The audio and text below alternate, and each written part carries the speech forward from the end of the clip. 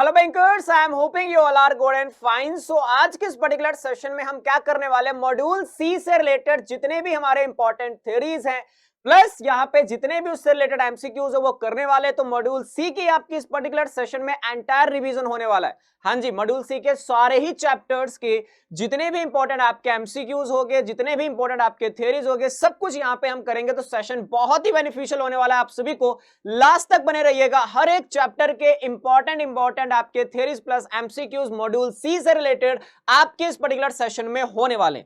तो चलिए यहाँ पे सेशन को स्टार्ट करते हैं। तो आप सभी को पता है हम क्या करने वाले सर, मॉड्यूल सी का यहाँ पे हम जितने भी इंपॉर्टेंट थ्योरीज हैं प्लस उससे रिलेटेड जितने एमसीक्यूज है सारे ही चैप्टर्स के कवर करेंगे। और ये सारे ही वीडियोस जुलाई 24 के लिए बहुत ही ज्यादा इंपॉर्टेंट है। आप सभी को पता है सर, बहुत ही यहाँ पे हमारे पास डेट क्लोज आ चुकी है सीआईबी जुलाई 24 के एग्जाम के लिए। तो ये पूरा मॉड्यूल सी में जितने इंपॉर्टेंट आपके थियरीज हैं प्लस जितने इंपॉर्टेंट आपके एमसीक्यूज है सब कुछ कवर करने वाला। तो लास्ट तक बने रहिएगा।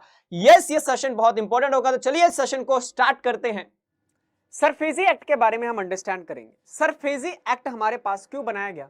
सरफेसी एक्ट में जो हमारे पास एग्जिस्टिंग एक्ट थे, recovery of debt due to bank and the bankruptcy act, civil court हमारे पास था, ये बेसिकली हमारे पास सफिशिएंट नहीं थे और इनके जो प्रोसीजर्स थे वो बहुत ज्यादा कॉम्प्लेक्स थे। मैं आपको बता दूं, इनके जो पर्टिकुलर जितने भी प्रोविजंस थे वो बहुत ज्यादा कॉम्प्लेक्स थे। That's by the reason without any involvement of what, without any involvement of court. तो यहां पे इफेक्टिव और स्पीडी वे में हमारे पास रिकवरी के लिए ये पर्टिकुलर एक्ट को इंप्लीमेंट किया, that is known as the SARFAESI act 2002। ठीक है, जहां पे बिना कोई कोर्ट की इन्वॉल्वमेंट के थ्रू सिक्योरिटाइजेशन के प्रोसेस से, एसेट रिकंस्ट्रक्शन की हेल्प से हम क्या कर सकते हैं, यहां पे जितने भी नॉन परफॉर्मिंग एसेट्स है उससे रिकवर कर सकते हैं। एक बारी मैं आप लोगों को समझाना चाहूंगा इस आगे बढ़ने से पहले क्या प्रोसीजर होता है। बेसिकली मान लो कि यहां पे हमारे पास एक पर्टिकुलर हमारे पास बोरोवर है जिसका नाम मिस्टर एक्स है। तो ये मिस्टर एक्स हमारे पास क्या है सर, एक बोरोवर। अब ये बोरोवर हमारे पास है, अब इसको क्या चाहिए, लोन चाहिए। तो ये किसके पास अप्रोच करेगा, ये किसी बैंक के पास अप्रोच करेगा, बैंक के पास जाएगा। बैंक के पास जाने के लिए ये लोन यहां पे मांगेगा, तो बैंक हमारे पास लेंडर यहां पे मानी जाएगी और जो मिस्टर एक्स है वो हमारे पास बोरोवर यहां पे माना जाएगा। क्या मिस्टर एक्स को बैंक बिना कोई, मुझे बताओ, बिना कोई यहां पे सिक्योरिटी लिए क्या कोई भी यहां पे दे सकती है, क्या लोन दे सकती है? नहीं सर, नहीं दे सकती। तो इस केस में मिस्टर एक्स यहां पे क्या करेगा, अपना पर्टिकुलर सिक्योरिटी को ऑफर करेगा, सिक्योरिटी यहां पे देगा और उसके बेसिस पे बैंक क्या करेगी, यहां पे बैंक यहां पे लोन को ग्रांट कर देगी। लोन यहां पे क्या कर देगी सर, ग्रांट कर देगी।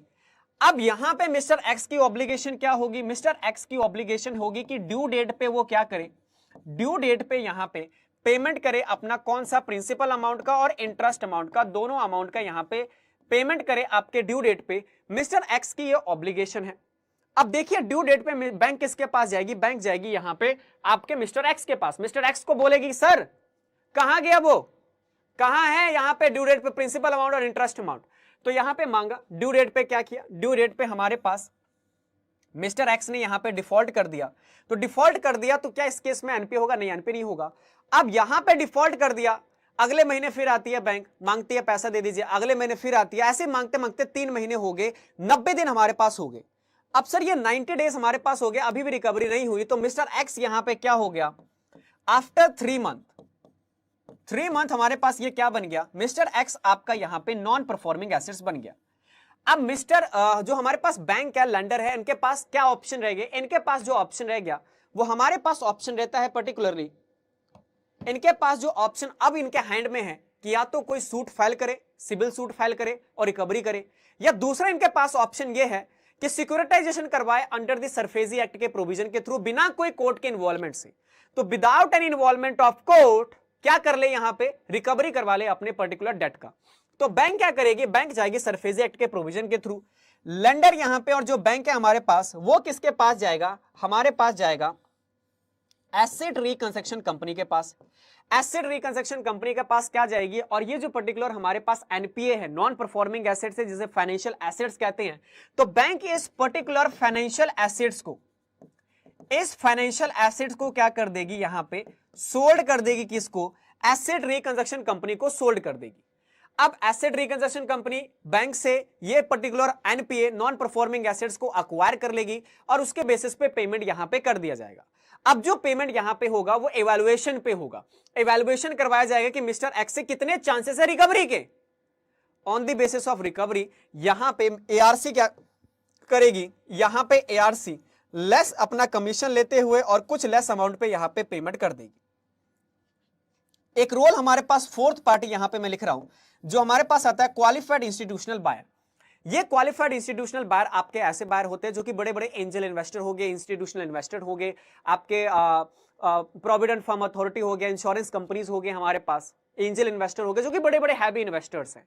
वो क्या करेंगे, ये बेसिकली इनमें यहां पे क्या करते हैं, इन्वेस्ट करते हैं। इनके पेड अप शेयर कैपिटल में क्वालिफाइड इंस्टीट्यूशनल बायर का क्या होता है, यहां पे इन्वेस्टमेंट यहां पे पर्टिकुलरली हमारे पास होता है।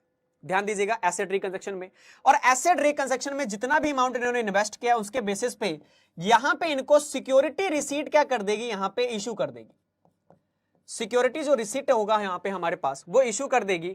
जितने भी फाइनेंशियल एसेट्स हैं ये वर्क करेंगे हमारे पास in the form of shares. जितना भी इनके बेसिस पे जितना फाइनेंशियल एसेट्स इन्होंने अक्वायर किया है उसके बेसिस पे ये क्या करेंगे, इनमें इन्वेस्ट करेंगे और उसके बेसिस पे सिक्योरिटी रिसीट्स यहां पे इशू कर देगी जो कि मार्केट में ट्रेडेबल होते हैं। ठीक है, तो ये जो प्रोसेस है हमारे पास ये आपका पूरा सरफेसी एक्ट का प्रोसेस है जिसे सिक्योरिटाइजेशन प्रोसेस कहते हैं। अब बाद में क्या होगा, एसेट रिकंस्ट्रक्शन कंपनी इस पर्टिकुलर एनपीए बोरोवर के पास जाएगी और इससे क्या करवाएगी, रिकवरी करवाएगी। जो भी अमाउंट है वो रिकवर यहां पे करेगी और रिकवरी का चांसेस नहीं है तो जो सिक्योरिटी इन्होंने ऑफर किया है वो मार्केट में बिडिंग करा के अपना जो भी अमाउंट है वो रिकलाइज करवा लेगी। अब हो सकता है वो ज्यादा भी अगर रिकवर हो जाए, जितना पेमेंट किया उससे ज्यादा रिकवर हो जाए तो एसेट रिकंस्ट्रक्शन कंपनी का वही तो हमारे पास प्रॉफिट होता है। ठीक है, नहीं हो पाया तो वो लॉस हो गया हमारे पास पर्टिकुलर सिनेरियो। तो ये जो पूरा हमारे पास प्रोसेस है, ये प्रोसेस क्या है, ये आपका सरफेसी एक्ट का प्रोसेस है हमारे पास। ठीक है, तो सरफेसी एक्ट के अंदर में सिक्योरिटाइजेशन कैसे होता है हमारे पास, वो सिक्योरिटाइजेशन मैंने आप लोगों को समझाया है। ठीक है, तो सिक्योरिटाइजेशन किस तरीके से होता है ये पूरा प्रोसेस आपको यहां पे समझाया। अब यहां पे कुछ इंपॉर्टेंट हमारे पास प्रोविजंस आते हैं, जैसे जैसे हमारे पास क्या कहते हैं, एप्लीकेबिलिटी ऑफ दिस एक्ट। अब सर ये एप्लीकेबिलिटी कब कब हमारे पास होगा, देखिएगा एप्लीकेबिलिटी ऑफ सरफेसी एक्ट। तो सरफेसी एक्ट आपका कब कब एप्लीकेबल होगा ये बहुत इंपॉर्टेंट है आप लोगों को अंडरस्टैंड करना। सरफेसी एक्ट आपका तभी अप्लाई करेगा जब हमारे पास सिक्योर्ड क्रेडिटर है। सिक्योर्ड क्रेडिटर है मतलब क्या है, हमारे पास सिक्योर्ड क्रेडिटर कब होता है, जब पर्टिकुलर जो भी सिक्योरिटी बोरोवर ने यहां पे ऑफर किया, जैसे इस पर्टिकुलर सिनेरियो में मिस्टर एक्स ने सिक्योरिटी यहां पे दिया कोई भी मूवेबल प्रॉपर्टी का, इमूवेबल प्रॉपर्टी का, और उसको यहां पे सरसई सेंट्रल रजिस्ट्रार के पास उन्होंने क्या करवा लिया, रजिस्टर करवा लिया। तो सिक्योर्ड क्रेडिटर हो तभी यह एक्ट एप्लीकेबल होगा। और यहां पे यह एक्ट कब एप्लीकेबल होगा, जब आपका यहां पे मिनिमम जो लोन अमाउंट है, डिफॉल्ट अमाउंट है, जो लोन आपका यहां पे अमाउंट है वो आपका मोर देन 1 लाख रुपए से ज्यादा होना चाहिए।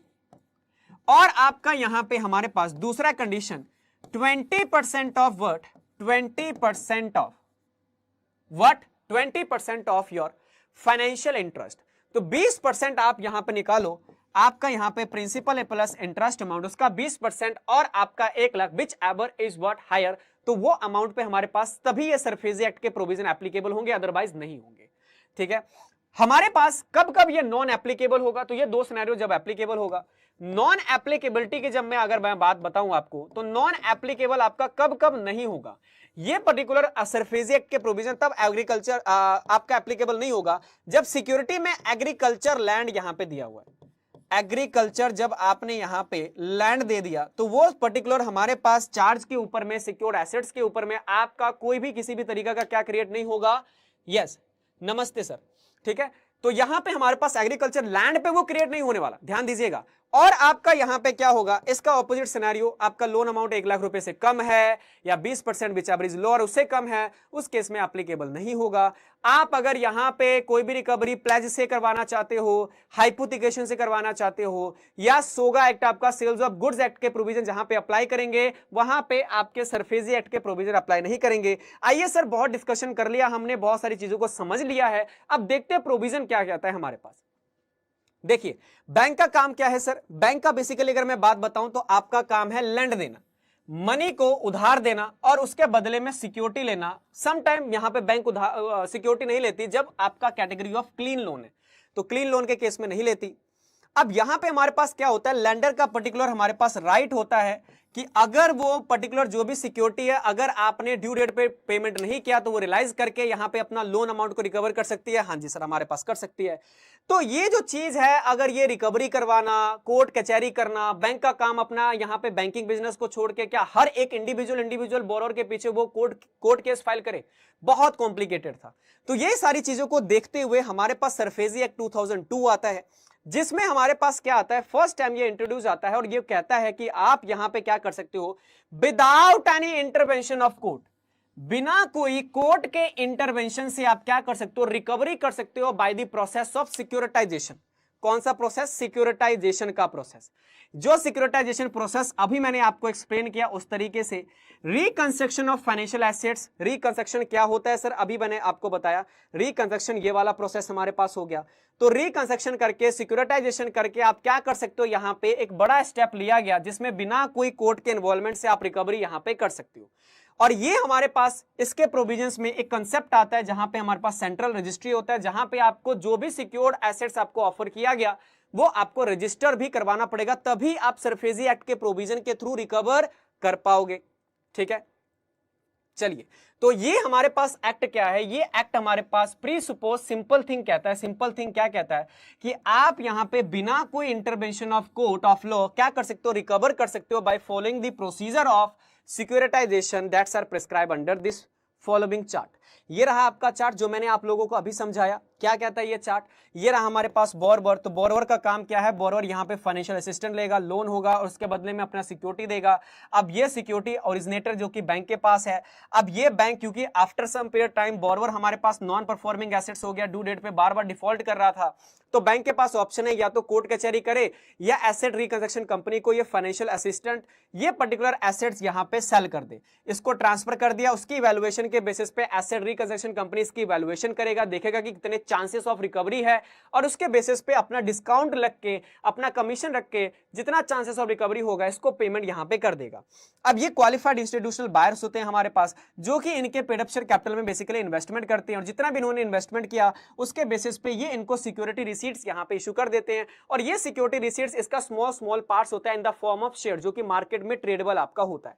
ठीक है, अब सर ये पर्टिकुलर एक्ट कब कब एप्लीकेबल होगा, जैसे मैंने आपको बताया ये जो पर्टिकुलर आपका एक्ट है तब एप्लीकेबल होगा जब फाइनेंशियल एसेट्स 1 लाख रुपए या उससे ज्यादा है और जो भी अमाउंट ड्यू है, जो भी अमाउंट रिकवरेबल है हमारे पास, कौन सा, प्रिंसिपल अमाउंट का और इंटरेस्ट अमाउंट का, वो 20% या उससे ज्यादा है।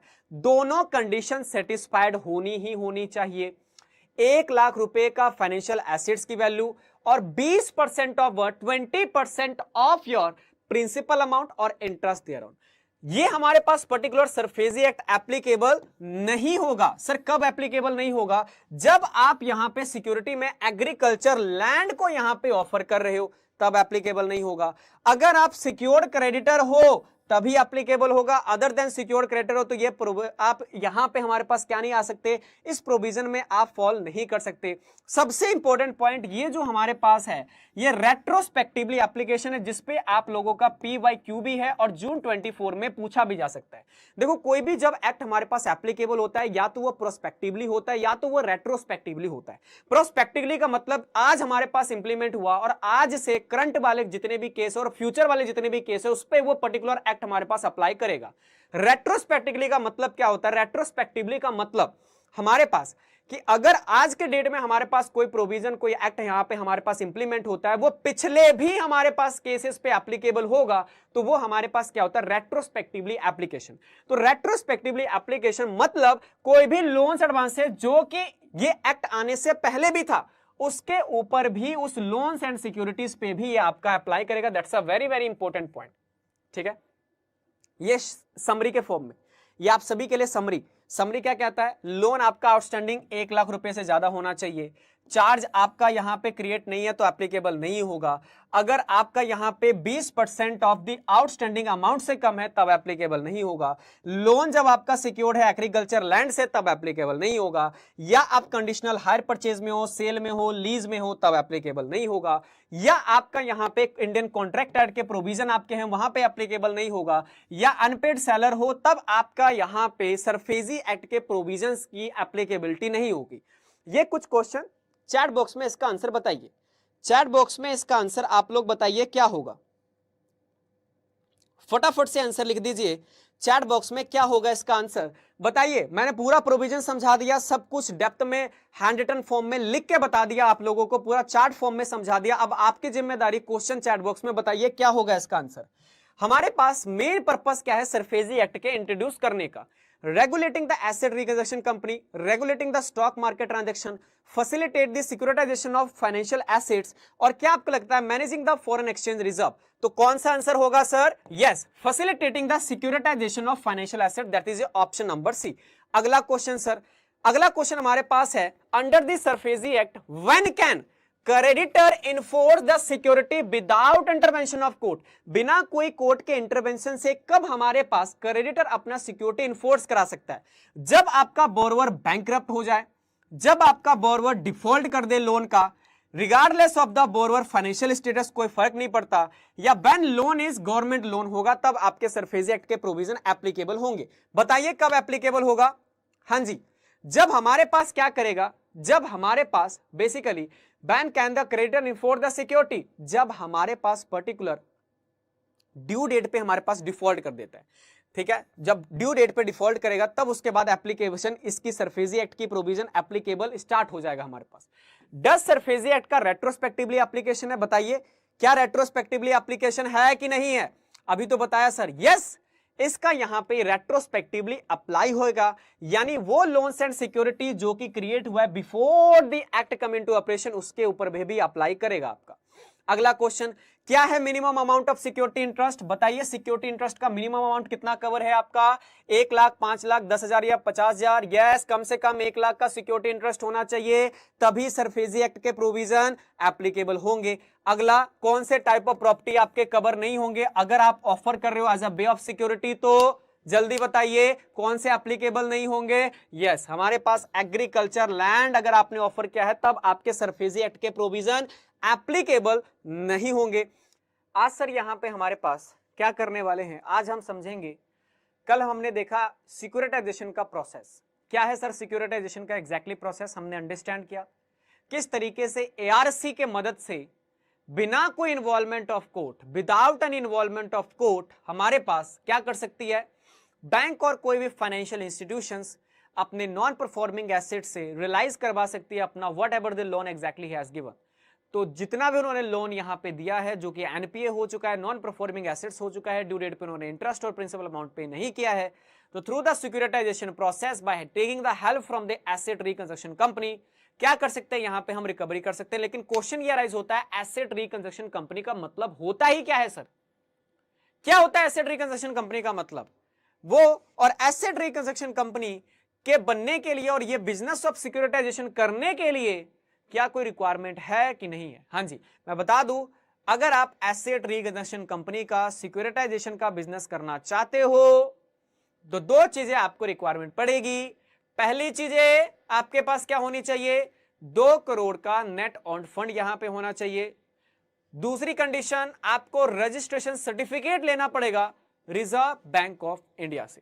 तो हमारे पास एसेट रिकंस्ट्रक्शन कंपनी के बारे में अंडरस्टैंड करेंगे क्या होता है सर हमारे पास। तो सरफेसी एक्ट के प्रोविजन से एसेट रिकंस्ट्रक्शन कंपनी क्या करता है, एक्विजिशन, जो कल मैंने आपको प्रोसेस दिखाया था, हाँ वही process, acquisition of asset reconstruction company of any right और इंटरेस्ट ऑफ एनी बैंक और फाइनेंशियल इंस्टीट्यूशंस। तो किसी भी बैंक और फाइनेंशियल इंस्टीट्यूशंस का फाइनेंशियल इंटरेस्ट की एक्विजिशन करना कौन करेगा, एसेट रिकंस्ट्रक्शन कंपनी यहां पे करेगा। और सर एसेट रिकंस्ट्रक्शन कंपनी का मतलब क्या है, कोई भी कंपनी जो कि रजिस्टर्ड है, किसके पास रजिस्टर्ड है, रजिस्टर्ड है विद द रिजर्व बैंक के पास, उनको रजिस्टर्ड होना पड़ेगा। ये रहा आपका ये क्वेश्चन, ये आपका क्वेश्चन यहां से बन सकता है। पहला क्वेश्चन सेक्शन 3 के अंदर में जितनी भी एंटिटी जो कि सिक्योरिटाइजेशन और एक्विजिशन ऑफ फाइनेंशियल इंटरेस्ट का बिजनेस करना चाहती है तो उस यहां पे वो कर सकती है, लेकिन उनको क्या लेना पड़ेगा, यहां पे सर्टिफिकेट लेना पड़ेगा, रजिस्ट्रेशन लेना पड़ेगा अंडर सेक्शन 3, तभी वो कैरिंग कर पाएंगे businesses of what, businesses of asset reconstruction और सिक्योरिटाइजेशन और बोथ। चलिए सिंपल वर्ड में अगर मैं आपको बोलूं तो सिंपल वर्ड में यहां पे हमारे पास कि कोई भी एसेट रिकंस्ट्रक्शन कंपनी कमेंस नहीं कर सकती, no asset reconstruction company shall commence what, क्या नहीं कर सकती, कोई भी कैरी नहीं कर सकती बिजनेसेस को, बिजनेसेस ऑफ सिक्योरिटाइजेशन या एसेट रिकंस्ट्रक्शन, बिना कोई वर्ट, without having obtain certificate of registration. तो सर्टिफिकेट ऑफ रजिस्ट्रेशन को ऑब्टेन किए बिना, जो कि सेक्शन 3 में हमारे पास है, आप क्या नहीं कर सकते, यहां पे आप वो बिजनेसेस को नहीं कर सकते। दूसरी कंडीशन क्या बताया मैंने आपको, दूसरी कंडीशन मैंने ये बताया कि आपके पास कम से कम 2 करोड़ का नेट ऑन फंड होना चाहिए रजिस्ट्रेशन के टाइम। तो आपके पास अगर having the net owned fund 2 crore है, तभी आप क्या कर सकते हो, as a business of securitisation और एक्विजिशन ऑफ फाइनेंशियल इंटरेस्ट यहां पे कर सकते हो किसी भी बैंक और फाइनेंशियल इंस्टीट्यूशन से। चलिए जी, दूसरा हमारे पास पॉइंट आता है रजिस्ट्रेशन। अब क्वेश्चन ये राइज होता है हमारे पास कि जितने भी एसेट रिकंस्ट्रक्शन कंपनीज हैं, इन सिंपल वर्ड में फिर से उनको रजिस्ट्रेशन लेना पड़ेगा, यानी अगर आपके पास एक बार रजिस्ट्रेशन ले लिया तो उसकी कैंसिलेशन भी होती है। किस कैंसिलेशन के क्या प्रोविजन है वो भी लेके आया हूं मैं पहले। तो रजिस्ट्रेशन में आपको यहाँ पे सबसे पहले ऑब्टेन करना पड़ेगा सर्टिफिकेट, जो कि हमने यहाँ पे पढ़ा किससे, रिजर्व बैंक से। तो आपका ये दूसरा क्वेश्चन बन सकता है, और ये आपका यहाँ पे तीसरा क्वेश्चन बन सकता है कि 2 करोड़ का आप लोगों के पास क्या होना चाहिए, यहाँ पे नेट ऑन फंड यहाँ पे होना चाहिए। ठीक है, चलिए अब क्वेश्चन ये राइज होता है सर, कौन कौन सी कंडीशन सेटिस्फाइड होनी चाहिए। उसी केस में हमारे पास आरबीआई क्या करेगी, आपको सर्टिफिकेट देगी। तो कुछ कंडीशन है जिसमें आपसे जो क्वेश्चन इंस्टीट्यूट पूछेगी वो पहला वाला पॉइंट है। देखिए, जब भी कोई यहां पे कंपनी एप्लीकेशन देगी रजिस्ट्रेशन ऑफ वर्ट एसेट रिकंस्ट्रक्शन कंपनी का, और वो चाहते हैं कमेंस करना या कैरी करना बिजनेस ऑफ सिक्योरिटाइजेशन, तो इस केस में यहां पे रिजर्व बैंक ऑफ इंडिया अपने आप को सेटिस्फाइड करेगी, और जहां तक हो पाए वो इंस्पेक्शन भी करेगी आपके रिकॉर्ड्स को, आपके बुक्स ऑफ अकाउंट को। और सबसे जो पहला पॉइंट जहां से क्वेश्चन आपका बन सकता है, ये वाला पॉइंट मार्क कर लीजिएगा। कितने क्वेश्चन, 3 क्वेश्चन बताया ना आपको, ये आपका चौथा क्वेश्चन। ये 4th क्वेश्चन जो आप लोगों से इंस्टीट्यूट पूछ सकती है क्या, कि आपका सबसे पहले पिछले 3 कॉन्जिक्यूटिव फाइनेंशियल ईयर में लॉस नहीं होना चाहिए, प्रॉफिट ही प्रॉफिट होना चाहिए, तभी आपको सर्टिफिकेट मिलेगा, अदरवाइज एप्लीकेशन के टाइम ही आपका रिजेक्ट कर दिया जाएगा। तो यहां से क्वेश्चन बनेगा आपका, asset reconstruction company not have incurred any kind of losses in any of the 3 preceding financial years। तो पिछले 3 preceding financial years में आपका कोई भी लॉस नहीं होना चाहिए। 4th क्वेश्चन आपका यहां पे। अगला हमारे पास एक और क्वेश्चन बन सकता है जिसको मैं 5th क्वेश्चन का नाम दूंगा, जितने भी एसेट रिकंस्ट्रक्शन कंपनी है उसके शेयर कैपिटल में स्पॉन्सर बैंक का 10% ऑफ पेड अप इक्विटी का क्या होना चाहिए, हमारे पास स्टेक होना चाहिए। तो 5th पॉइंट जहां से क्वेश्चन आपका बन सकता है, तो एआरसी का जो भी हमारे पास पेड अप शेयर कैपिटल है, ध्यान दीजिएगा, एआरसी का जो भी पेड अप शेयर कैपिटल है, इस पेड अप शेयर कैपिटल के कैपिटल में यहां पे जो स्पॉन्सर एंटिटी होगी, वो स्पॉन्सर एंटिटी का कितना स्टेक होना चाहिए, ध्यान दीजिएगा, 10% of paid up equity capital. ध्यान दीजिएगा, अगर इक्विटी नहीं है तो इस केस में यहां पे हमारे पास यहां पे वो कंसीडर नहीं किया जाएगा, सिर्फ और सिर्फ पेड अप इक्विटी कैपिटल की ही मैं बात कर रहा हूं। 10% of paid up equity capital अगर है तो इस केस में आप क्या कर सकते हो, तभी यहां पे आप यहां पे as a asset reconstruction company continue कर सकते हो। दूसरा पॉइंट हमारे पास, आपके पास एडिक्वेट अरेंजमेंट्स भी होनी चाहिए। Realisation of financial assets acquired for the purpose of securitisation, तो समथिंग आपके पास कुछ ना कुछ अरेंजमेंट्स होनी चाहिए। अपार्ट फ्रॉम आपका जो कैपिटल पे है, क्वालिफाइड इंस्टीट्यूशनल बायर का जितना कंट्रीब्यूशन है, उसके अपार्ट फ्रॉम दैट आपके यहां पे शेयर कैपिटल में क्या होना चाहिए एग्जैक्टली हमारे पास, आपके पास कुछ अपना भी फंड होना चाहिए।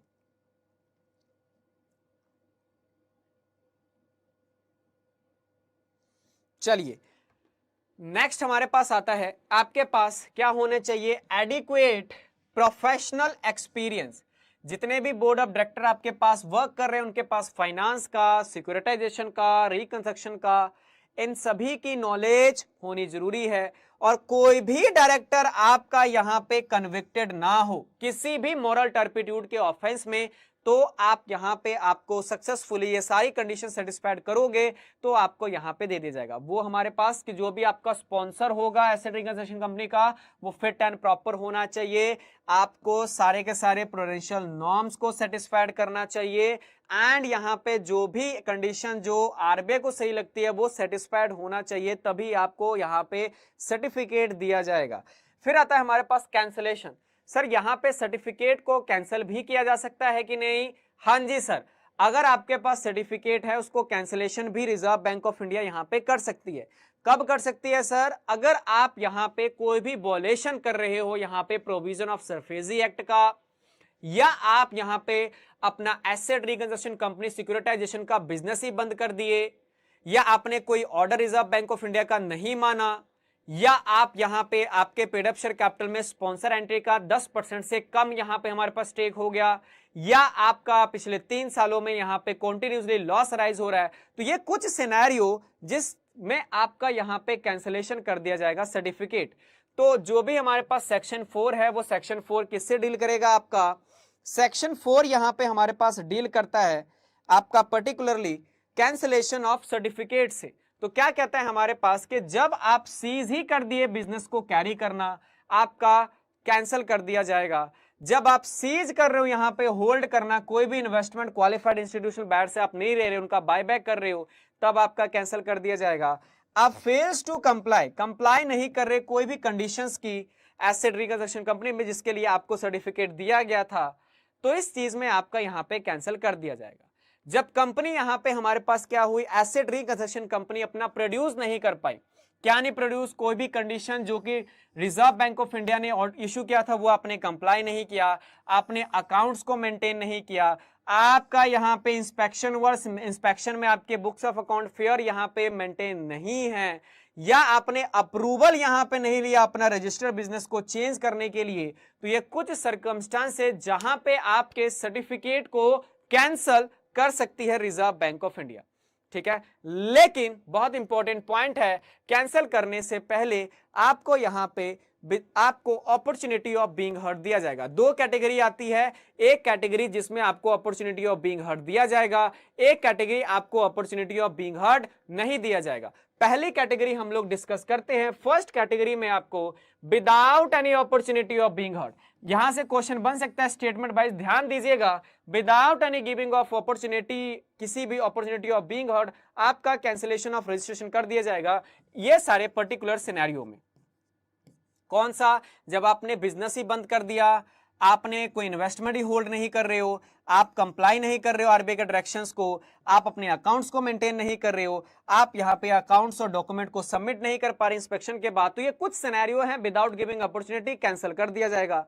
दूसरा हमारे पास सेकंड क्राइटेरिया हमारे पास है कि आपको अपॉर्चुनिटी ऑफ बीइंग हर्ड यहां पे दिया जाएगा अगर आपने कोई भी डिफॉल्ट किया। कैसे? मतलब यहां पे हमारे पास, यहां पे मान लो आपने कोई ऑर्डर कंप्लाई नहीं किया तो उसमें आपको यहां पे अपॉर्चुनिटी ऑफ बीइंग हर्ड दिया जाएगा। आपसे पूछा जाएगा कि क्या रीजन था आपने हमारे ऑर्डर को कंप्लाई नहीं किया है आपने, ठीक है, इंस्पेक्शन है, इंस्पेक्शन में बुक्स ऑफ अकाउंट आपके प्रॉपर मेंटेन नहीं थे, रीजन पूछा जाएगा, आपसे अपॉर्चुनिटी ऑफ बीइंग हर्ड दिया जाएगा। लेकिन ये अपॉर्चुनिटी ऑफ बीइंग हर्ड आपको तब नहीं दिया जाएगा जब यहां पे आपका फर्दर डिले, आरबीआई को लगता है कि कुछ और डिले कर दिया गया तो cancellation of registration against the public interest जाएगा, तब आपको यहां पे नहीं दिया जाएगा। और जब भी आपका कैंसिल किया जाएगा उसका रिकॉर्ड रीजन में यहां पे रखा जाएगा। ठीक है, अब अगर आप यहां पे एग्रीव्ड हो, तो अगले 30 दिन के अंदर में ये आरबीआई के डिसीजन पे आप अपील भी कर सकते हो। यहां से क्वेश्चन बनेगा आपका, ध्यान दीजिएगा, 7th क्वेश्चन आपका यहां से बनेगा। सेंट्रल गवर्नमेंट के पास 30 दिन के अंदर में आप जैसे ही आपका क्या हुआ, कैंसिल हुआ, आप लोग अपना एप्लीकेशन दे देना। आपका यहां पे एप्लीकेशन के बेसिस पे आपको यहां पे क्या कर दिया जाएगा, आपका यहां पे ऑर्डर को रिवर्स भी किया जा सकता है। सेंट्रल गवर्नमेंट, याद रखिएगा। चलिए कुछ क्वेश्चंस करते हैं। प्रोविजन समझ लिया हमने सर, एक एक चीज को हमने देखा, कहां से क्वेश्चन बन सकता है वो हमने यहां पे देख लिया। अब आप लोगों की जिम्मेदारी है, चैट बॉक्स में मुझे इसका आंसर बताइएगा। सभी एस्पिरेंट चैट बॉक्स में अपना आंसर बताइए, इसका क्या आंसर होगा। पहला क्वेश्चन, हमारे पास कौन सी रिक्वायरमेंट है एसेट रिकंस्ट्रक्शन कंपनी के लिए? कौन सी रिक्वायरमेंट सेटिस्फाइड होनी चाहिए? Having minimum of net owned fund 2 crore, having minimum net owned fund of 1 crore, must have minimum net on fund of 5 crore and it must be registered with the Security Exchange Board of India. क्या लग रहा है आपको? Chat box में अपना answer बताइए, जो भी आंसर सही लग रहा है लिख दीजिए अपना चैट बॉक्स में। क्या बताया था मिनिमम नेट ऑन फंड के बारे में? हाँ जी, दो ही तो कंडीशन थी। सेक्शन 3 के अकॉर्डिंगली आपके पास क्या होना चाहिए? Certificate from the reserve bank of India और 2 करोड़ का नेट ऑन फंड आपके पास होना चाहिए। अगला क्वेश्चन, अगला क्वेश्चन, सरफेजी एक्ट में what is the consequence of asset reconstruction company operating without obtaining a certificate of registration? अगर कोई एआरसी बिना कोई उनके पास सर्टिफिकेट के फिर भी वो बिजनेस करें सिक्योरिटाइजेशन वाले, तब क्या होंगे? तब इस सिनेरियो में बताइए क्या होगा? क्या उसे फाइन किया जाएगा? क्या कोई लीगल एक्शन दिया जाएगा? या उनके बिजनेस को सीज कर दिया जाएगा? या ओवरसाइट इंक्रीज कर देगी रिजर्व बैंक उनके बिजनेसेस पे? क्या लग रहा है आपको? कौन सा पॉइंट आपको सही लग रहा है? हाँ जी, यहां पे ऑर्डर पास करेगा कि आप अपने बिजनेस को इमीडिएटली क्या करो? सीज करो यहां पे। अगला क्वेश्चन, अगर आप यहां पे क्या हो, कोई भी बोरोवर अपील करना चाहता है, ध्यान दीजिएगा, out of the box question लेके आ गया मैं आप सभी के लिए। Out of the box question आप सभी के लिए लेके आया हूं मैं। अगर कोई बोरोवर अपील करना चाहता है एपलेट ट्रिब्यूनल के पास, डेट रिकवरी एपलेट ट्रिब्यूनल के पास against the order of DRT, तो इस केस में बताइए कैसे यहां पे किया जाएगा? कौन सा ऑप्शन करेक्ट है? Within a 15 days provided the borrower has deposited the 75% of the debt amount, within a 30 days provided the borrower has deposited the 50% of the debt amount, within a 60 days provided that the borrower has deposited 25% of the debt amount और after the borrower fully repay the debt to the bank। कौन सा option आपको सही लग रहा है बताइए chat box में। हाँ जी, ये particular provision out of the box जो क्वेश्चन है उसको कैसे डील करेंगे? देखो, ज्यादातर आपका ना पूरे बीआरबीएल के अंदर में जो हमारे पास डेज है वो 30 डेज वाला यहाँ पे क्राइटेरिया लगता है। तो अगर नहीं भी आता क्वेश्चन तो दिमाग लगाइए, 30 डेज वाला यहाँ पे हमारे पास 50% की डिपॉजिट आपको देनी पड़ेगी, जो डीआरटी के पास ऑप्शन इसे फर्दर भी रिड्यूस करके 25% तक किया जा सकता है। तो ये हमारे पास क्या है? ऑप्शन बी इसका करेक्ट होगा। अगला क्वेश्चन, अगला क्वेश्चन क्या है? After application to SARFAESI act what have the existing application do about the registration? देखो सर, सरफेजी एक्ट 2002 हमारे पास 2002 में इंप्लीमेंट हुआ था। उससे पहले भी हमारे पास एआरसी कंपनीज थी, सिक्योरिटाइजेशन का बिजनेस चलता था। हाँ जी सर, चलता था इस केस में। तो इस केस में जो एआरसी हमारे पास ऑलरेडी पहले थी, क्या उनके पास तो सर्टिफिकेट नहीं होगा? तो उस केस में क्या उनकी कंटिन्यूटी पे क्वेश्चन अराइज किया जा सकता है? क्या वो कंटिन्यू करेंगे? क्वेश्चन आपका यही है। तो क्या उसे automatically deem to be register मानेंगे? You are required to be stop functioning, उनको फंक्शनिंग स्टॉप करना पड़ेगा। Existing companies do not require registration and they have to get registration within 6 months from the commencement of this particular act। क्या लग रहा है आपको? Chat box में बताइए आप लोगों का आंसर क्या होगा। हाँ जी, तो क्या होगा सर आंसर? देखो, अगर ये क्वेश्चन भी नहीं आता, out of the box question आता है, तो हम इसे हैंडल कैसे करेंगे? ऐसे टाइप ऑफ क्वेश्चन को अगर आपने हैंडल करना है तो देखो सेक्शन 3 क्या कहता है? सेक्शन 3 हमें याद करना पड़ेगा। सेक्शन 3 कहता है कि हर एक एआरसी को सर्टिफिकेट तो लेना पड़ेगा। तो मैं रिलेट कर रहा हूं यार, जितने भी एआरसी है, क्योंकि लॉ बन चुका है तो इसका मतलब हर एक एआरसी को सर्टिफिकेट तो लेना ही पड़ेगा। तो यहां पे ऐसी बात है, तो यहां पे जो एग्जिस्टिंग है उनको सर्टिफिकेट तो लेना ही पड़ेगा। अब कुछ टाइम पीरियड में लेना पड़ेगा, हाँ, आज नहीं तो कल तो लेना ही पड़ेगा। तो इस केस में मैंने अपना दिमाग लगाया, मुझे पता लगा कि ऑप्शन डी तो करेक्ट है इसका, कि अगर आप यहां पे क्या हो रहे हो, इस केस में अगर आपने रजिस्ट्रेशन नहीं लिया, एग्जिस्टिंग एआरसी हो, तो रजिस्ट्रेशन तो लेना ही पड़ेगा। अगले 6 महीने के अंदर में रजिस्ट्रेशन दे दिए। तो जानबूझ के आज के सेशन में मैंने 2 out of the box question लेके आया था, जिसको मैं आपको नहीं पढ़ाया था। तो ऐसे के लिए तैयार हो जाइए। अगर institute out of the box कोई क्वेश्चन पूछती है तो किस तरीके से अपने एनालिटिकल स्किल्स को आपने यूज करना है और इस आंसर को यहां पे देना है। ठीक है, समझ में आया? चलो जी, ये आपका आखिरी क्वेश्चन। मुझे बताइए, which from the amongst the following is the reason? इनमें से कौन सा एक पर्टिकुलर रीजन है हमारे पास जो कि कैंसिलेशन ऑफ रजिस्ट्रेशन का कारण बनेगा, लेकिन विदाउट करवाया 2 कैटेगरी? हाँ जी सर, 2 कैटेगरी करवाया। एक कैटेगरी में बिना कोई ऑप्शन दिए, दूसरे कैटेगरी में ऑप्शन देना पड़ेगा with giving of opportunity of being heard. तो इस केस में बताइए क्या होगा सही आपका? Company does not keep the account as per the RBI norm, company cease to carry on the business of securitization, company fails to hold the investment from the qualified investors, company does not fulfill any of the condition imposed at the time of registration. बताइए हमारे पास कौन सा ऐसा scenario है बिना कोई opportunity of being heard देते ही आपका कैंसल कर दिया जाएगा? बताओ जी, चैट बॉक्स में लिखो कौन सा हमारे पास ऑप्शन होगा। हाँ सर, अभी तो हमने किया, अगर कंपनी सीज हो जाती है, अपना कैरी नहीं कर पाती बिजनेस ऑफ सिक्योरिटाइजेशन, तो बिना कोई अपॉर्चुनिटी ऑफ बीइंग हर्ड दिए इंप्लाइड होगा कि सर आपका कैंसिलेशन तो बनता ही है। ठीक है, तो आज के सेशन में हमने क्या देखे? आज के सेशन में हमने यहाँ पे प्रोविजन देखे नेक्स्ट लेवल के, और मैंने आपको बकायदा हर जगह मैंने मार्क करके दिया, देखो यहां से क्वेश्चन बनेगा और ऐसे ही क्वेश्चन इंस्टीट्यूट आपसे पूछेगी, तो पढ़ो उससे, जिसको एग्जैक्टली पता हो कहां से क्वेश्चन आप लोगों से पूछा जा सकता है। सेक्शन 4 पे आप लोगों से क्वेश्चन पूछेगा, तो हर जगह मैंने क्या किया, आपको या तो मार्क करके दिया है, स्टार मार्क करके, या क्वेश्चन मैंने बता दिया कि देखो यहां से क्वेश्चन बनेगा, यहां से क्वेश्चन बनेगा। तो इसी लेवल की प्रिपरेशन करो, यहां से क्वेश्चन बनेगा। तो आज का सेशन हमारे पास किससे रहने वाला है? आपका जो सेशन रहने वाला है वो सेल ऑफ सिक्योर्ड एसेट से रिलेटेड रहने वाला है। सर देखिए, अब हमारे पास क्या था, जो पर्टिकुलर हमारे पास जो सिक्योरिटी है, कोई भी यहाँ पे हमारे पास जो बोरवर होगा उसको क्या रिक्वायरमेंट है? सर उसको यहाँ पे रिक्वायरमेंट है कि उसको पेरियोडिकली यहाँ पे देना पड़ेगा, क्या अपना सिक्योरिटी यहाँ पे उनको देना पड़ेगा। ठीक है, जो भी एसेट है as a way of security यहाँ पे देना पड़ेगा। अब मान लो ड्यू डेट पे हमारे पास क्या कर दिया, उन्होंने डिफॉल्ट कर दिया। अगर उन्होंने ड्यू डेट पे यहाँ पे डिफॉल्ट कर दिया, तब हमारे पास क्या होगा? तब इस पर्टिकुलर सिनेरियो में हमारे पास जो सिचुएशन अराइज होगी, इस चीज में जो बैंकर्स होगा, जो भी लेंडर होगा, वो सरफेजी एक्ट के प्रोविजन को यहाँ पे अप्लाई करना स्टार्ट कर देगा एज पर द सरफेजी एक्ट 2002। अब जब वो सरफेजी एक्ट के प्रोविजन को यहां पे अप्लाई करेगा, तो आप सभी को पता है एसेट रिकंस्ट्रक्शन कंपनी क्या करेगी? एसेट रिकंस्ट्रक्शन कंपनी जाएगी बोरवर के पास कि सर आपने डिफॉल्ट किया, ये पेमेंट इतने टाइम पर में पेमेंट कर दो। लेकिन अगर उन्होंने यहां पे मना कर दिया, तो उनका जो भी सिक्योर्ड एसेट है उसे क्या कर लिया जाएगा? उसका पोजेशन अपने पास लेगी, और पोजेशन लेने के बाद उसका बिडिंग कराएगी, बिडिंग कराने के बाद उस पर्टिकुलर एसेट को सेल कर दिया जाएगा।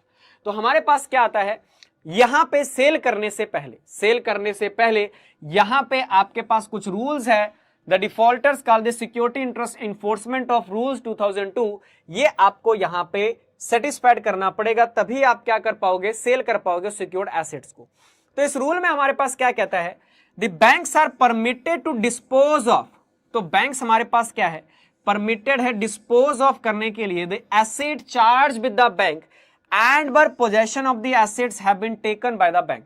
तो इस केस में क्या है, जो भी पर्टिकुलर एसेट की पोजेशन है उसे यहां पे लेगी, और लेने के बावजूद यहां पे क्या करेगी? यहां पे हमारे पास उसको यहां पे सेल करेगी। हाँ, फटाफट से वीडियो को लाइक भी कर दीजिए अगर अभी तक आपने लाइक नहीं किया है। देखो, लेकिन सेल करने से पहले, बहुत इंपॉर्टेंट पॉइंट, सेल करने से पहले, और सेल किस तरीके से होगा आपका? प्राइवेट ट्रीटी होगा या बिड्स होगा या ऑक्शन होगा। सेल करने से पहले जो भी ऑथराइज्ड ऑफिसर है इस केस में लेंडर का, क्योंकि यहां पे बैंक खुद ही थोड़ी ना सेल करेगी, वो किसी पर्सन को ऑथराइज करेगी, या एसेट रिकंस्ट्रक्शन कंपनी थोड़ी सेल थोड़ी कर सकती है, वो किसी पर्सन को डेजिग्नेट करेगी, तो उसे हमारे पास ऑथराइज्ड ऑफिसर यहां पे कहा जाता है। तो ऑथराइज्ड ऑफिसर आपका सबसे पहले क्या लेगी? पोजेशन यहां पे ले लेगी, पोजेशन ले लेगी, लेकिन पोजेशन लेने से पहले उन्हें कम से कम 60 दिन का नोटिस पीरियड देना पड़ेगा। ये आपका पहला क्वेश्चन आपका यहां से बनेगा कि जो आपका सेल ऑफ सिक्योर्ड एसेट्स है वो कौन से रूल में प्रिस्क्राइब किया गया है? तो आपका सिक्योरिटी इंटरेस्ट इन्फोर्समेंट रूल 2002 में प्रिस्क्राइब किया गया है। दूसरा हमारे पास क्या आएगा? दूसरा जो हमारे पास सिनेरियो आएगा वो हमारे पास आने वाला है ये वाला पार्ट, जिसमें हमारे पास क्या कहता है, प्रायर टू द सेल आपको ये 60 दिन की यहां पे नोटिस पीरियड यहां पे देना पड़ेगा। दूसरा पॉइंट आपका दूसरा क्वेश्चन बन सकता है। अब जैसे ही क्या होगा, जैसे ही नोटिस दिया, सामने वाली पार्टी को क्या मिलेगा? नोटिस रिसीट होगा। जब भी उसे नोटिस यहां पे रिसीट होगा, तो वो या तो अपना वो पोजेशन देने से मना करेगा या उस पे ऑब्जेक्ट करेगा, या तो वो पोजेशन दे देगा। 3 सिनेरियो हो गए, या तो वो मना करेगा, या तो ऑब्जेक्ट करेगा, या तो वो पोजेशन अपना दे देगा 60 दिन के अंदर में। तो जैसे ही रिसीट हुआ और बोरवर ने क्या बोला, बोरवर ने यहां पे अपना कोई रिप्रेजेंटेशन देना चाहा या उसने अपना कोई ऑब्जेक्शन यहां पे रेज किया, तो ध्यान दीजिएगा तब क्या होगा, तो उसको जो भी अपना ऑब्जेक्शन है वो पर्टिकुलर ऑब्जेक्शन उसे कम्युनिकेट करना पड़ेगा किसको कम्युनिकेट करना पड़ेगा? बैंक को कम्युनिकेट करना पड़ेगा कि जो भी आप ये स्टेप ले रहे हो ये अनजस्टिफाइबल है, या जो भी आप क्लेम बोल रहे हो वो जस्टिफाइबल नहीं है, मैंने आपसे इतना ही लोन लिया, जो भी उसका कंसर्न है वो 15 दिन के अंदर में यहां पे कम्युनिकेट कर देगा। किसको? बैंक को कम्युनिकेट कर देगा। ठीक है, यहां पे देखिएगा, जो भी कंसर्न है बैंक को कम्युनिकेट कर देगा। और साथ में हमारे पास बोरवर चाहे तो कम्युनिकेट करने के बाद अगर उसे लगता है अब रिप्लाई आएगा, अब बैंक की तरफ से रिप्लाई आएगा, अगर उस रिप्लाई से या तो वो सेटिस्फाइड है या सेटिस्फाइड नहीं है, तो वो फर्दर अपना कहां पे कंसर्न रेज कर सकता है? सूट रेज कर सकता है डीआरटी के पास अगेंस्ट इस पोजीशन में अपना कंसर्न रेज कर सकता है। और 45 दिन का टाइम पीरियड होगा जैसे ही उनके पास क्या आया, यहां पे रिप्लाई आया, यहां पे किससे? बैंक के साइड से। ठीक है, अब यहां पे डीआरटी के ऊपर होगा, डीआरटी के ऊपर होगा कि ये जो पोजीशन यहां पे बैंक ले रही है क्या वो एप्रोप्रिएट है या इनएप्रोप्रिएट है। अगर डीआरटी को लगता है कि सर ये एप्रोप्रिएट नहीं है, जो तरीका उन्होंने यहां पे लिया है या कोई भी प्रोविजन उन्होंने सेटिस्फाइड नहीं किया है, तो इस केस में वो डिक्लेयर कर देगी क्या, ये जो आपका पोजीशन है वो इनवैलिड डिक्लेयर कर दिया जाएगा। और यहां पे पोजीशन फिर से बोल दिया जाएगा कि बोरवर को आप यहां पे उस एसेट रिकंस्ट्रक्शन कंपनी से या बैंकर से या लेंडर से वापस से रीस्टोर कर लो। समझ में आया? ये हमारे पास कौन सा पॉइंट आता है? थर्ड पॉइंट आता है। लेकिन अगर डीआरटी को ये लग रहा है, डीआरटी को लग रहा है कि जो भी यहां पे स्टेप्स हैं वो यहां पे एकदम सही स्टेप्स हैं, कोई भी ऐसा कंसर्न मुझे दिख नहीं रहा, डीआरटी ये कह रही है कि जो कि इनएप्रोप्रिएट हो, पोजीशन की नोटिस भी दिया गया है, सारे provision of SARFAESI act satisfied हो रहे हैं, तो इस केस में और क्लेम भी आपका जेन्युइन है, उतना भी है, सारे एविडेंस यहां पे प्रोड्यूस किया है बैंक ने, लेंडर ने, तो आपको कंसर्न ही क्या है? तो इस केस में अगर उन्हें एप्रोप्रिएट लग रहा है तो सिक्योर्ड क्रेडिटर को बोलेगी, क्या बोलेगी? आप जो मेजर ले रहे हो वो मेजर को कंटिन्यू करो और सिक्योर्ड अपना डेट से रिलेटेड जो भी आपका सिक्योर्ड एसेट्स है उसकी पोजीशन आप ले सकते हो। ये रहा आपका एक चार्ट, ये आपको सिंप्लिसिटी रखेगा यहां पे अंडरस्टैंडिंग करने के लिए। तो अगर कोई यहां पे हमारे पास बोरवर का क्या है? ऑब्जेक्ट है। अगर कोई भी बोरवर का ऑब्जेक्ट है तो वो नोटिस यहां पे रिसीव करेगा बोरवर से, बोरवर अपना रेज करेगा। सबसे पहले तो 60 दिन का, सबसे पहले यहां पे 60 दिन का बोरवर को पोजेशनरी नोटिस देना पड़ेगा, 60 डेज का पोजेशनरी नोटिस कि सर आपसे सिक्योर्ड एसेट का पोजेशन चाहिए, 60 डेज पोजेशनरी नोटिस। ठीक है, तो 60 डेज का पोजेशनरी नोटिस यहां पे फर्स्ट ऑफ ऑल तो देना पड़ेगा। देने के बाद उस नोटिस से अगर कोई ऑब्जेक्शन है तो बोरवर ऑब्जेक्शन रेज करेगा, ऑब्जेक्शन रेज करने के बाद उस ऑब्जेक्शन को कम्युनिकेट कर देगा अपने 15 दिन के अंदर में। अब यहां पे जो भी यहां पे सिक्योर्ड क्रेडिटर या लेंडर ने अपना कंसर्न है वो कम्युनिकेट करेगा, यहां पे किसको? बोरवर को कम्युनिकेट करेगा। अब ये होगा बोरवर उससे यहां पे एक्सेप्टेबल है या नहीं है, अगर वो एक्सेप्टेबल नहीं है तो आगे क्या कर सकता है वो अगले 45 दिन के अंदर में, जिस दिन से रिप्लाई रिसीव हुआ वो सिक्योर्ड क्रेडिटर से, किसके पास कंसर्न रेज करेगा? डीआरटी के पास वो एप्लीकेशन दे देगा कि ये जो रिप्लाई सेटिस्फाइड हुआ, मैं यहां से सेटिस्फाइड नहीं हूं, ये जो उन्होंने स्टेप लिया है पोजीशन लेने का वो इनएक्यूरेट है, इनएप्रोप्रिएट है, जो भी कंसर्न और जो भी क्लेम है हमारे पास वो जेन्युइन क्लेम नहीं है। तो अगर ये सिनेरियो आता है तो डीआरटी उसके बाद डिक्लेयर करेगी कि क्या स्टेप्स यहां पे लेने चाहिए, क्या एप्रोप्रिएट स्टेप लेने चाहिए कि नहीं, या ये जो स्टेप यहां पे लिया गया इनएप्रोप्रिएट है। अगर एप्रोप्रिएट है तो उस केस में यहां पे सिक्योर्ड एसेट लिया जाएगा, अदरवाइज इनएप्रोप्रिएट है तो बोरोवर को बोल दिया जाएगा कि आप अपना यहां पे सिक्योर्ड एसेट क्या कर लो? रीस्टोर यहां पे कर लो। चलिए, ये हमारे पास नेक्स्ट आता है। अब यहां पे मान लो ये भी तो हो सकता है सर, ये भी तो सिचुएशन अराइज हो सकता है कि डीआरटी के डिसीजन से भी अग्रीव्ड हो, डीआरटी के डिसीजन से भी एग्रीव्ड हो हमारे पास कौन? डीआरटी के डिसीजन से भी बोरोवर एग्रीव्ड है। वो बोल रहे कि सब मिले हुए हैं, यहां पे सब मिले हुए हैं, डीआरटी भी सिक्योर्ड क्रेडिटर का ही फेवर कर रही है सर। तो ऐसा कहना किसका है? ऐसा कहना हमारे बोरवर का है। तो ऐसा कहना अगर बोरवर का है तो बोरवर के पास ऑप्शन है कि वो डीआरटी के पास अपील कर दे। तो लेकिन अगर यहां पे हमारे पास आता है, देखो इस चार्ट में आपका पूरा कवर हो जाएगा। इस चार्ट में क्या कवर हो रहा है कि ये हमारे पास बोरवर है, बोरवर ड्यू डेट ने पेमेंट नहीं किया। जब बोरवर ने ड्यू डेट पे पेमेंट नहीं किया तो यहां पे बैंक क्या करेगी? बैंक अपना यहां पे अप्लाई करेगी सरफेसी एक्ट के प्रोविजंस को। तो जो भी सरफेसी एक्ट के प्रोविजन है उसमें एसेट्स को सिक्योरिटाइज करवा लेगी। एसेट को जब सिक्योरिटाइज करवा लेगी तो इस केस में जो एसेट रिकंस्ट्रक्शन कंपनी है, ऑथराइज ऑफिसर है हमारे पास, वो यहाँ पे नोटिस देगा बोरोवर को 60 दिन का एटलीस्ट पोजेशनरी नोटिस कि सर आपने ड्यू डेट पे पेमेंट नहीं किया, अब जो भी सिक्योर्ड आपने प्रॉपर्टी यहां पे दिया है उसको हम बेचेंगे, सेल करेंगे और उससे हम अपना लोन रिकवर कर लेंगे। तो पहले नोटिस देना पड़ेगा 60 दिन का। हाँ जी सर, 60 दिन का नोटिस दिया। दूसरा स्टेप हमारे पास, नोटिस देने के बाद अब यहां पे उस बोरोवर क्या उस नोटिस से सेटिस्फाइड है या नहीं है। अगर वो ऑब्जेक्ट रेज करना चाहता है तो वो अपना ऑब्जेक्ट रेज करेगा 15 दिन के अंदर में और कम्युनिकेट कर देगा। कम्युनिकेट करने के बाद यहां पे लेंडर से रिसीव करेगा अपना उसका रिप्लाई। जैसे उनका रिप्लाई आया, उनसे अगर सेटिस्फाइड नहीं है तो अगले 45 दिन के अंदर में उनके पास ऑप्शन रहेगा कि वो डीआरटी के पास अपना एप्लीकेशन दे और डीआरटी यहां पे डिसाइड करेगी कि जो भी स्टेप्स है हमारे पास वो अप्रोप्रिएट हैं या अप्रोप्रिएट नहीं है। अगर डीआरटी के भी डिसीजन से वो हमारे पास क्या है, डीआरटी के डिसीजन से भी एग्रीव्ड है, तो वो क्या कर सकता है, डीआरटी के पास फर्दर अपील कर सकता है। लेकिन इस केस में उसे 50% जितना डिसीजन पास किया डीआरटी ने उसका 50% डिपॉजिट करवाना पड़ेगा। उसके बाद ही वो अपील को कंसीडर करेगी डीआरटी। तो ये चार्ट आपके दो चार्ट जिसमें आपके सारे का सारा आपका जो इंपॉर्टेंट सेक्शन है कवर हो गया। समझ सकते हो कितना इंपॉर्टेंट एग्जामिनेशन के पर्सपेक्टिव से। चलिए